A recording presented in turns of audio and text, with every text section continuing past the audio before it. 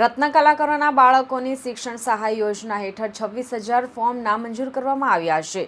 તેને માનવતા અને રહેમ રાહે એ મંજૂર કરવા બાબતે આજ રોજ સુરત કલેક્ટર કચેરી ખાતે આવેદનપત્ર આપીને રજૂઆત કરાઈ હતી.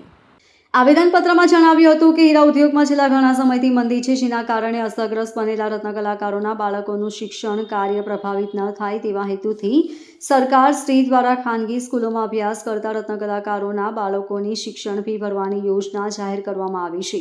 જે યોજના અંતર્ગત સુરતમાં અંદાજે 76,000 ફોર્મ ભરાયા છે, જેમાંથી 26,000 ફોર્મ નામંજૂર કરવામાં આવ્યા છે.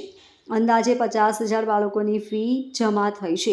એ બદલ સરકાર શ્રીનો ખૂબ ખૂબ આભાર. પરંતુ સરકારે ઉપરોક્ત યોજના જાહેર કરી ત્યારે તેના પરિપત્રમાં જે બેરોજગારીની વ્યાખ્યામાં આવ્યા હોય અને તેના નીતિ નિયમો બનાવવામાં આવ્યા હોય એ અમારા રત્ન કલાકારો સમજી જ શક્યા નહોતા, જેના કારણે બેરોજગારીની તારીખ લખવામાં ભૂલ થઈ હતી. એવી નાની મોટી ભૂલના કારણે અંદાજે 26,000 ફોર્મ રદ કરવામાં આવ્યા છે, જેના કારણે ઘણા નાના ગરીબ રત્ન કલાકારો શિક્ષણ સહાય યોજનાના લાભથી વંચિત રહી ગયા છે.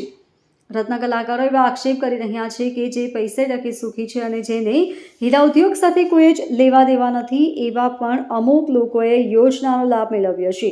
પરંતુ અમે સાચા રત્ન કલાકાર હોવા છતાં અમને તેનો લાભ મળ્યો નથી. જેથી આપ સાહેબને બે હાથ જોડી નમ્ર વિનંતી છે કે જે ફોર્મ રદ થયા છે તેની ફેર ચકાસણી કરી રત્ન કલાકાર છે કે કેમ તેની ખાતરી કરી રદ થયેલા ફોર્મને ત્વરિત મંજૂર કરવામાં આવે અને રત્ન કલાકારોના બાળકોની ફી ત્વરિત ચૂકવવામાં આવે તેવી નમ્ર વિનંતી કરાઈ છે. જેમાં મોટી સંખ્યામાં રત્ન કલાકારો ઉપસ્થિત રહીને રજૂઆત કરાઈ હતી. મારું નામ છે ભાવેશતા, diamond worker union west president. રજૂઆત એવી છે, ગુજરાત સરકાર દ્વારા જે શિક્ષણ રાહત પેકેજ જાહેર કરવામાં આવ્યું હતું, એ શિક્ષણ રાહત પેકેજની અંદર સુરત ખાતે 74,000 કરતાં વધારે ફોર્મ ભરવામાં આવ્યા હતા. 47,000 રત્ન કલાકારોના 50,000 ફોર્મ પાસ કરવામાં આવ્યા છે, પરંતુ 26,000 ફોર્મ રિજેક્ટ કરવામાં આવ્યા છે.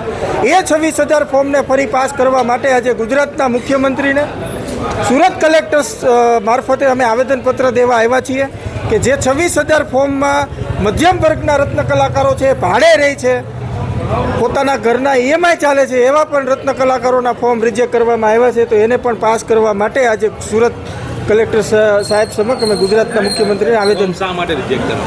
નાની અમથી ભૂલના કારણે રિજેક્ટ કરવામાં આવ્યા છે. તો આ નાની ભૂલ સરકારના GR અધિકારીઓને સમજતા મહિના થાય છે, તો આ તો રત્ન કલાકાર છે. તો રત્ન કલાકારોની આવી નાની ભૂલના કારણે મોટી સજા ન દેવાય. ગુજરાત સરકારને એ પણ કહેવા માગું છું, આવનારા સમયની અંદર ઇલેક્શન આવે છે. આ રત્ન કલાકાર સમગ્ર ગુજરાતમાં વર્ચસ્વ ધરાવે છે. 26,000 ફોર્મ કઈ રીતે તમારે પાસ કરવા તમારે જોવાનું છે. આવનારા સમયમાં ઇલેક્શન આવે છે, એટલામાં સમજી જવું. ભાઈ શું વ્યવસાય કરો છો? હું હીરા સાથે સંકળાયેલો છું. શું સમસ્યા હાલ સર્જાય છે સહાયને લઈને? સહાયને લઈને મારા ફોર્મ રિજેક્ટ થયેલા છે, મારા છોકરાના બંનેના ફોર્મ. હું એ રજૂઆત ડાયમંડ વર્કર યુનિયન થકી કરવા આવેલો છું. શા માટે તમારું ફોર્મ રિજેક્ટ કરવામાં આવ્યું? હવે તો સરકાર જે ઉપરી જે જગ્યાએથી રિજેક્ટ થયેલું છે એ જ જગ્યાએથી અમને ખ્યાલ આવે, કારણ કે અમને કહેવામાં એ નથી આવ્યું કે આ બાબતે તમારું ફોર્મ રિજેક્ટ થયેલું છે. કેટલી તમને આર્થિક રીતે તમે પીસાઈ રહ્યા છો સહાય ન મળવાના કારણે? હવે હું ભાડે રહું છું અને મારું ઘરની પરિસ્થિતિ કઈ રીતની છે એ તો હું ખુદ જ જાણું છું, અને હું કોઈને એ જાહેરમાં એ કહી શકું એમ નથી.